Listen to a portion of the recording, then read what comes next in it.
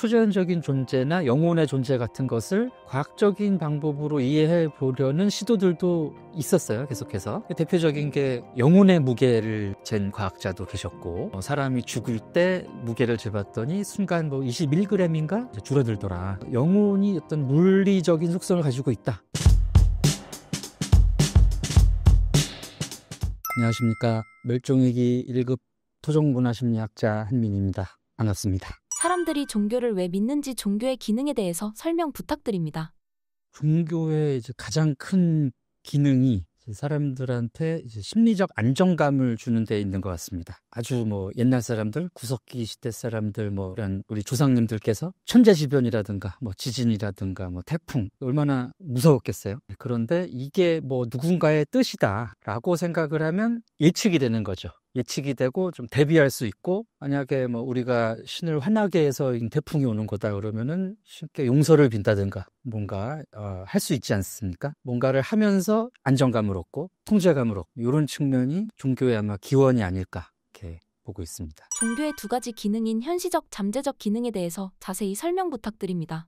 종교도 일종의 문화라고 볼 수가 있는데, 문화라는 것은 사람들이 예전부터 살아오던 어떤 환경에 적응하기 위해서 만들어낸 사고 체계, 사상 체계라고 볼 수가 있겠는데요. 그래서 이 환경에서 제일 잘 살아남기 위해서는 이러이러한 가르침을 따라야 된다, 이런 규칙들을 지켜야 된다, 이런 게 종교에도 분명히 포함이 돼 있죠. 대표적인 게 힌두교에서 소고기를 안 먹는다든지, 이슬람교라든가 유대교에서 돼지고기를 안 먹는 것이 그 대표적인 예입니다. 힌두교, 인도라는 지역은 이제 농경 문화권이고 사람들이 농사를 지어서 먹고 살아왔는데, 소가 이 농경에 굉장히 중요한 일을 하잖아요. 근데 먹을 게 없다고 해서 소를 잡아먹어버리면 살아남을 수가 없으니까 이제 농사를 못 짓고 소출이 줄고 할 테니까, 그래서 우리가 어떤 경우에도 소고기를 먹으면 곤란하다, 소를 죽이면, 이런 식의 가치관을 발전시키는 과정에서 초자연적인 존재를 상상하게 되는 거죠.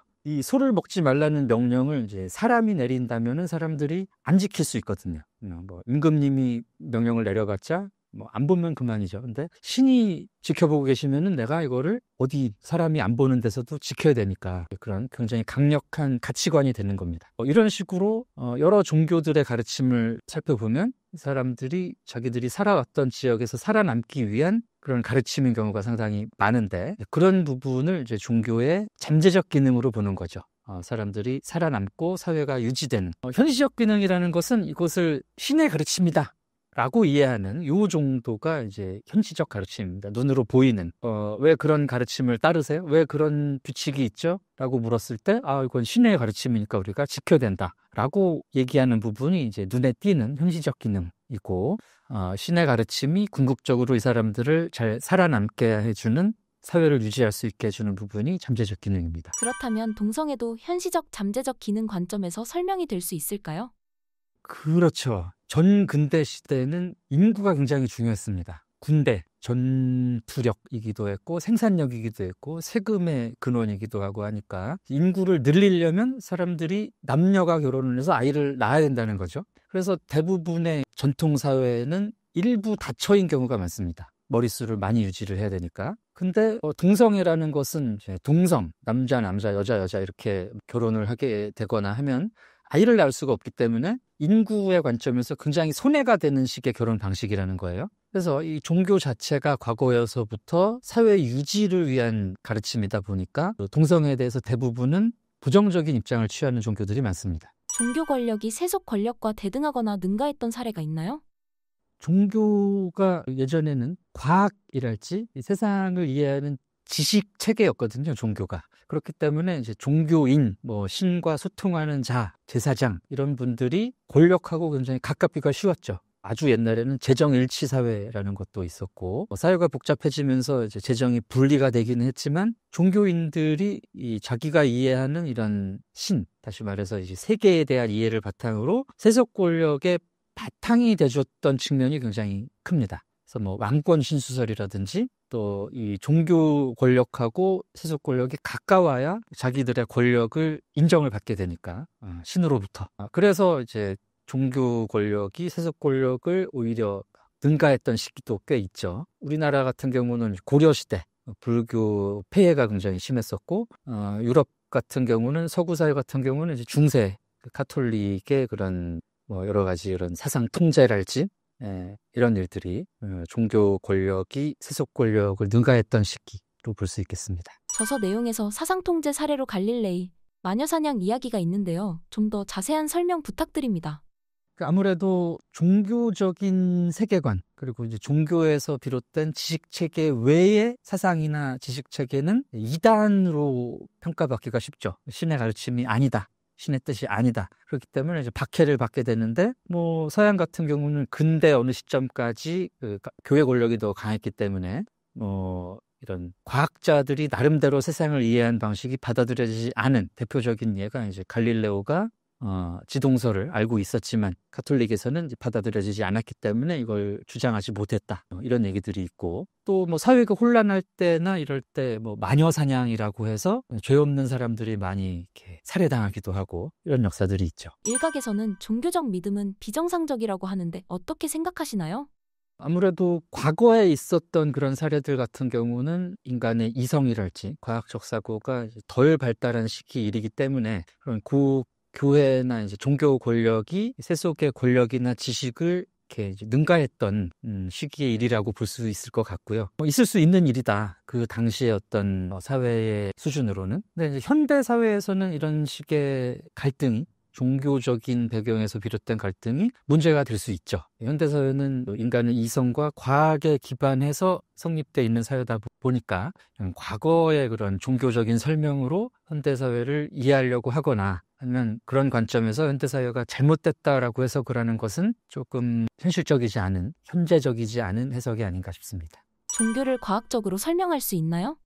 종교라는 것이 이제 영적인 세계, 초자연적인 존재가 상정이 되지 않습니까? 과거에는 이제 인간이 이해할 수 없는 여러 가지 것들을 그런 초자연적인 존재가 한 일이다. 그런 초자연적인 존재의 의지다라고 해석을 해왔죠. 근데 이제 과학이 발달하면서 그게 이제 그런 존재라기보다는 세계가 실질적으로 세계를 움직여가는 과학적인 법칙이 있고 또 뭐 물질적인 배경이 이제 밝혀지는 가운데 이런 과거의 종교적인 배경이 많이 이제 취약해진 게 사실입니다. 그래서 이제 종교 자체도 좀 현대 사회에서는 힘을 많이 잃기는 했는데 그런 초자연적인 존재나 영혼의 존재 같은 것을 과학적인 방법으로 이해해 보려는 시도들도 있었어요. 계속해서 대표적인 게 그 영혼의 무게를 잰 과학자도 계셨고 사람이 죽을 때 무게를 재봤더니 순간 뭐 21g인가 줄어들더라. 그래서 영혼의 무게가 21g이다. 뭐 이런 영혼이 어떤 물리적인 속성을 가지고 있다. 그런 예가 되겠고요. 근데 이것은 이후로 계속해서 검증을 해봤는데 뭐 그렇게 볼 수 없다라는 식으로 지금 통용이 되고 있고 받아들여지고 있고 또 이런 영적인 존재의 뭐 목소리를 들을 수 있다라는 그 전파 공학 쪽에서의 연구들이 있습니다. 그래서 뭐 지금도 귀신 찾아다니는 유튜버들 계시죠. 고스트 헌터 뭐 이런 분들. 이분들이 쓰는 장비가 이제 그런 건데 특정 주파수의 그 귀신이나 이런 영적 존재들의 음성이 잡힌다라는 거예요.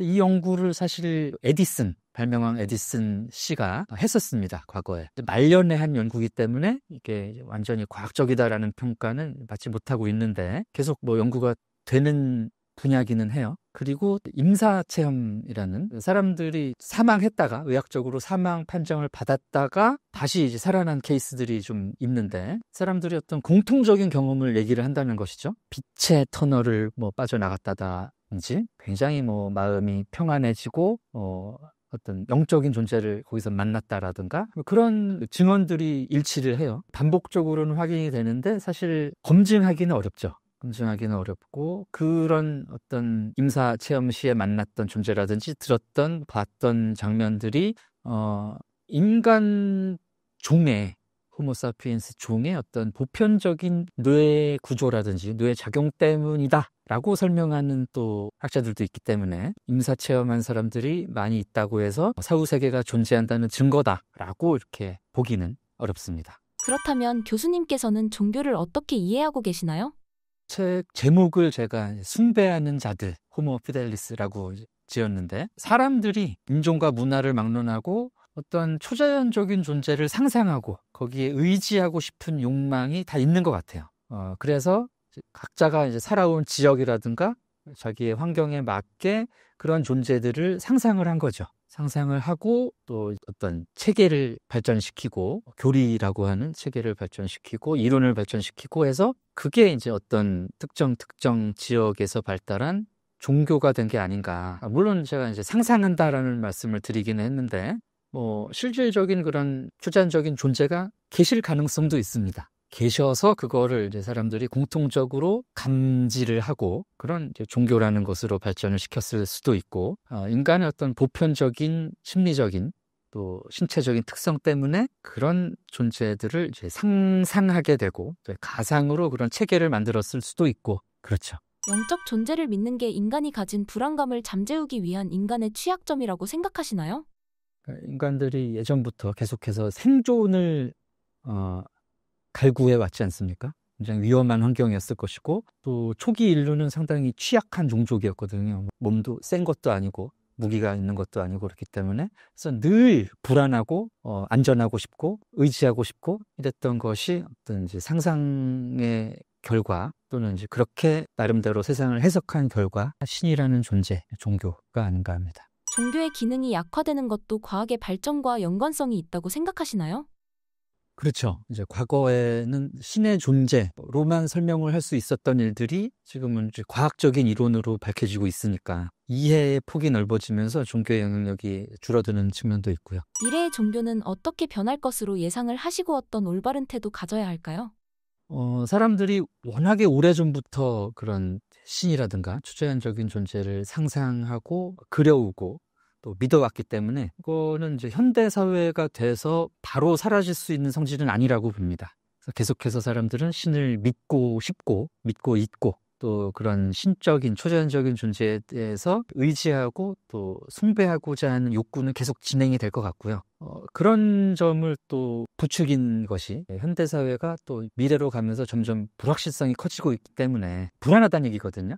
불안할 때 의지할 어떤 존재가 있어야 되는데 뭐 현대 사회가 이제 스스로가 모든 것을 결정하고 판단하는 사회기는 하지만 이게 모든 사람한테 다 자연스럽게 이루어지는 과정은 아니기 때문에 누군가는 항상 내가 의지해야 될 누군가가 필요할 수 있다. 그래서 이제 종교가 쉽게 사라지거나 종교의 힘이 한순간에 없어지는 일은 없을 거라고 생각합니다. 다만 우리가 인류가 지금까지 이제 이루어 왔던 어떤 지적인 성취, 시스템의 성취 같은 것은 인정을 한 상태에서 종교가 이제 사람들의 어떤 불안을 제거해주고 살아갈 이유를 줄 수 있는 기능을 해야 될 것 같습니다. 그렇지 않고 이제 과거처럼 너는 이렇게 살아야 된다라든가 이런 절대적인 명령을 내리고 그 명령을 따르지 않으면 신이 너를 제거한다라는 식으로 사회에 영향을 미치는 식의 종교의 시대는 이제 끝나지 않았을까 그렇게 보고 싶네요. 한국의 기독교 문화는 어떤 특징이 있나요?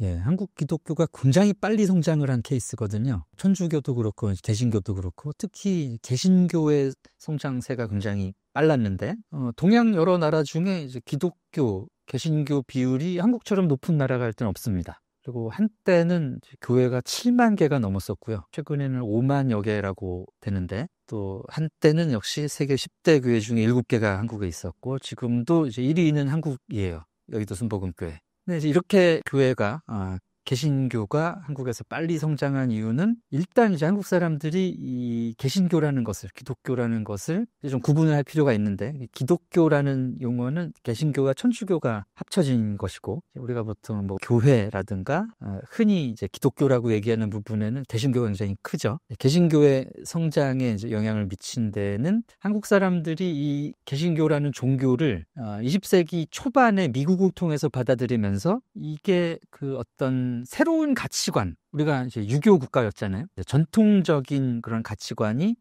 더 이상 작동하지 않는다, 필요 없다라는 판단을 한국 사람들이 했습니다. 일제 시대를 겪고 하면서 우리가 유교 이런 것 때문에 힘을 못 키우고 가난하고 지배를 받았다 일본에 이런 부분이 너무 짜증이 났기 때문에 유교를 많이 버렸죠. 그러면서 이 유교를 대체할 만한 어떤 사상으로 사상의 어떤 차원에서 받아들인 것이 기독교라는 거죠. 개신교. 그래서 이 종교를 믿으면 이제 미국처럼 또는 서구 여러 기독교 국가들처럼 우리도 잘 살 수 있겠구나. 이런 관점에서. 또 사실 미국 선교사들께서 이제 개신교를 전도를 할 때 한국에서 복을 많이 강조를 했어요. 뭐 평등, 사랑 이런 것도 이제 중요한 기독교의 사상입니다만은 이 종교를 믿으면 당신들이 복을 받을 겁니다. 기독교의 이 복이라는 개념은 우리가 생각하는 복하고는 좀 다릅니다만 우리는 이 복을 부자 되고 잘 살고 이런 쪽으로 이제 받아들이죠, 아무래도. 그래서 실질적으로 이 기독교, 개신교라는 것을 이 종교를 믿으면 내가 부자가 될 것이다라는 식으로 받아들였던 측면이 작다고 볼 수가 없습니다. 실제로 그리고 한 7, 80년대 한국 개신교가 정말 엄청난 성장을 할 때 한국 사회가 경제적으로 많이 또 성장을 했잖아요. 그래서 정말 이 종교가 우리를 부자로 만들어 준다라는 생각도 아마 이어졌을 것 같습니다. 그렇다면 외국의 사례와는 다르다고 보면 되나요? 그렇죠. 예, 유럽 같은 경우는 개신교보다는 카톨릭의 세가 큰데 카톨릭은 뭐 20세기 이후로 계속해서 좀 하향세였고 미국은 이제 프로테스탄트 개신교의 나라였고 또 계속해서 개신교의 세가 강했던 것이 사실입니다. 근데 이 1945년 1950년대 이후로는 종교의 그 세력이 계속 확장되는 분위기는 아니었거든요. 전혀 이제 기독교적 배경이 없는 한국에서 이렇게 폭발적인 성장을 한 거죠. 사실 아시아권에서 카톨릭이 됐든 개신교가 됐든 이렇게 우리나라처럼 한 20% 가까이 되는데 종교 인구에 이렇게 기독교 비율이 큰 나라들이 또 없거든요. 그래서 그 배경에는 이제 분명히 어떤 한국적인 동기가 있다는 거죠. 그것이 이제 제가 생각했을 때는 어떤 새로운 세상을 살아갈 가치관이다. 이런 식으로 우리가 살아가게 되면은 잘 살 것이다. 라는 믿음이 있었을 것이다. 저서에서 한국인들에게 기독교가 폭발적 성장을 한 이유로 미륵과 관련해서 설명해 주셨습니다. 자세한 이야기가 궁금합니다. 불교뿐만 아니라 뭐 한국의 전통적인 신앙과 기독교의 신앙 체계가 좀 유사한 측면이 있습니다. 일단 이제 미륵이라는 부처님이 불교에 계신데 이분은 그 미래불이에요. 미래에 오셔가지고 우리를 구원해 주실 거다라는 일종의 구세주죠. 그래서 미륵 신앙 자체가 구세주 신앙인데 기독교가 구세주 신앙이다 보니까 이게 좀 맞았던 측면이 있지 않았나. 한국 사람들이 거의 삼국시대부터 미륵 신앙을 가졌었거든요. 살기 힘들 때 미륵님을 기다리면서 이 현실을 이겨내고 이런 게 이제 미륵신앙인데 도초에 뭐 돌미륵 뭐 온 천지사방에 미륵불이 있습니다. 그만큼 이제 구세주를 기다렸던 사람들이다. 또 하나는 그 무속신앙의 중요한 신이 어떤 인간계의 존재가 신이 되어가는 과정, 이게 어떤 고귀한 누군가가 죽음 또는 엄청난 고난을 겪고 다시 살아나서 신적인 존재가 되는 게 한국 무속 설화의 어떤 구조거든요. 예수님이라는 분이 하나님의 아들이라는 굉장히 고귀한 분인데 인간의 신분으로 세상에 와서 죽음을 당하시고 또 부활을 하시고 뭐 이런 측면이 이런 우리가 생각해왔던 사람이 신이 되는 과정 굉장히 또 친근감이 있고요. 또 하나는 이제 불교의 삼신설이라는 이런 체계가 있는데 부처님이라고 그 절에 가면은 계시는 이런 동상들 은 사실 어떤 특정 인물이 아닙니다. 어떤 교리라든가 어떤 세상을 움직여가는 원리를 상징한 거예요. 그래서 그게 사람의 모습으로 온 게 석가모니불이고 또 어떤 부분을 상징한 게 뭐 무슨 부처님이고 이런 이론 체계가 있거든요. 그래서 절에 가면은 이제 부처님이 한 분 계시고 왼쪽에는 또 어떤 분 있고 오른쪽에 어떤 분 있고 해서 마치 부처님 3종 세트 마냥 이렇게 세 분이 삼존불이 계신 걸 볼 수가 있는데 기독교에도 이 그 삼위일체설이라는 이론이 있지 않습니까? 하느님께서 자신을 세상에 사람의 모습으로 본인이 내려오신 게 예수님이고 또 돌아가셨다가 부활하시고 승천하셔서 다시 인간에게 신의 뜻으로 임하시는 게 이제 성령이라는 존재죠. 근데 이 세 위상은 하나라는 거예요. 이게 이제 우리가 과거부터 받아들여 왔던 우리를 다스리는 우주를 주관하는 원리께서 사람의 모습으로도 오셨다가 뭐 우리 곁에 항상 또 계시고 이게 우리의 어떤 전통적인 신앙 체계였던 거죠. 믿었던 분의 이름만 바꾸면 되는 정도의 굉장히 간편한 방식으로 기독교를 받아들인 게 아닌가 이렇게 볼 수 있을 것 같습니다. 한국 기독교만의 특징은 무엇인가요? 특히 이제 개신교에 한정지어서 말씀을 드릴 수 있을 것 같은데 미국도 그렇고 이제 다른 유럽이나 다른 나라의 이 개신교 계통의 종교에는 한국 개신교에는 다른 나라의 개신교 전통과는 달리 한국 개신교에는 약간 이제 신비주의적 전통이라고 할 수 있는 것들이 있습니다. 무슨 말씀이냐면 신과 내가 직접 만날 수 있다라는 어떤 믿음이에요.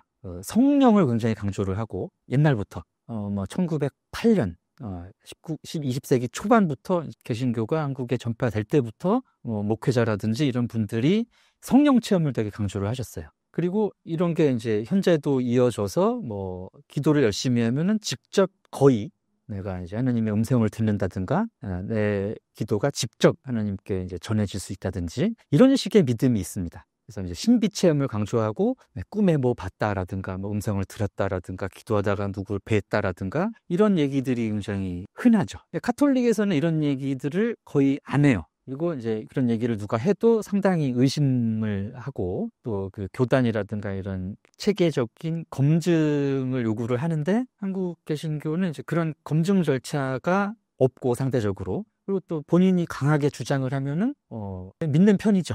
그래서 이제 그런 부분이 우리의 전통 종교인 무속하고도 좀 닮아 있는 부분이 있다. 무속 자체가 어떤 신내림, 나에게 내가 직접 신과 만날 수 있는 이런 체험을 강조하는 종교다 보니까 그래서 그런 신비 체험을 강조하는 부분이 무속의 전통에서 온 것이 아닌가 볼 수 있을 것 같습니다. 그렇다면 같은 종교라고 해도 나라마다 신앙 형태가 다른 이유로 문화 심리학적 배경이 있나요? 그렇죠. 이제 문화심리학이라는 게 사람들의 보편적인 욕구는 있는데 그 욕구를 충족하는 방식의 차이거든요. 방식의 차이라고 볼 수가 있는데 신을 섬기고 신의 존재를 느끼고 신께 다가가고자 하는 욕구는 보편적일 수 있죠. 근데 이제 한국 사람들은 제 견해로 신을 만나되 좀 더 가까이에서 직접적으로 만나고 싶은 거예요.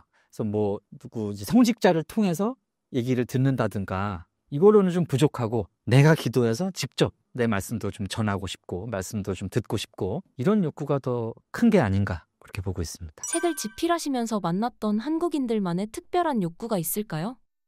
개신교 쪽 배경이 좀 있거든요. 그래서 어렸을 때 제가 경험하고 체험한 바로 일단 기도를 되게 열심히 하세요. 새벽 기도, 철야 기도, 또 이제 여름, 겨울 이런 때 기도원 이런 데 들어가서 기도하시는 분들도 계시고 굴에 들어가서 성경에도 사실 나옵니다. 예수님이 광야에서 어떤 산에서 모세가 산에서 기도했다 그런 거를 이제 나도 하고 싶은 거죠. 그런 욕구도 굉장히 강하고 부흥회라는 행사가 있습니다. 개신교회는 부흥회가 이제 거의 이 신도들이 성령 체험을 직접 경험하는 그런 행사예요.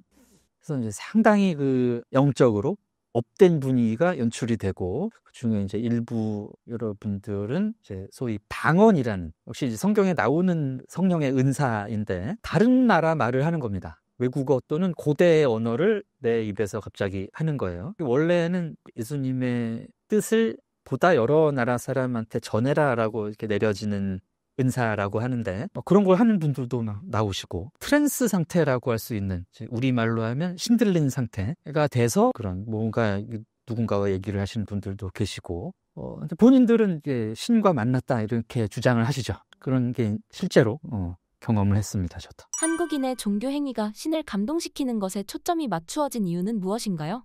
한국의 전통 종교 무속이라는 종교가 인간의 현실적인 문제를 해결하기 위한 종교입니다. 사실 내세관도 마땅치 않고 당장 이제 내가 어떤 도움이 필요한 부분이 있으면 신을 모셔다가 내 부탁을 하는 거예요. 근데 이것을 이제 굿이라고 하는데 이 굿이 굉장히 옛날 굿을 보면 오래 했고요. 12거리 해가지고 5박 6일 일주일 이렇게도 했고 큰 굿 같은 경우에는 24거리 해서 열을 넘어가는 곳도 있고 또 각 거리에는 춤과 노래, 음식, 종합 예술을 신에게 이렇게 보여드리는 겁니다. 신이 사실 천개의 존재고 인간의 도움을 안 들어줘도 돼요. 근데 이 인간들이 하는 걸 보니까 너무 갸륵해. 너무 흐뭇해 이렇게까지 나한테 한다고? 이렇게 내가 좋아하는 거 어떻게 알고 이렇게 음식도 쫙 깔아놓고 내가 음악 좋아하는 거 어떻게 알고 이렇게 밴드도 불러가지고 다 연주도 해주고 옛날에 어떤 무당들은 기회도 굉장히 뛰어났거든요.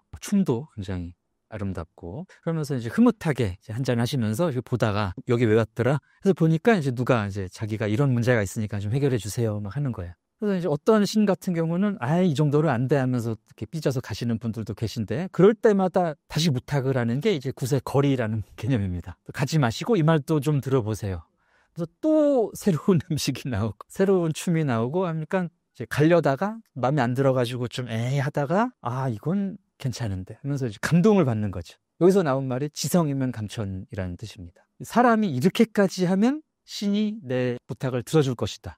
이게 한국 사람들이 가진 믿음이에요. 그래서 한국 사람들이 옛날부터 절도 많이 짓고 교회도 많이 짓고 돈도 많이 내고 여러 가지로 이런 기도도 열심히 하는 게 내가 이렇게까지 열심히 기도를 하고 정성을 다하면 신이 내 뜻을 받아들여 줄 것이다 라는 믿음이 있었던 거죠. 그렇다면 한국과 다르게 해외 종교에서는 기도만 조용히 드리고 나오는 건가요?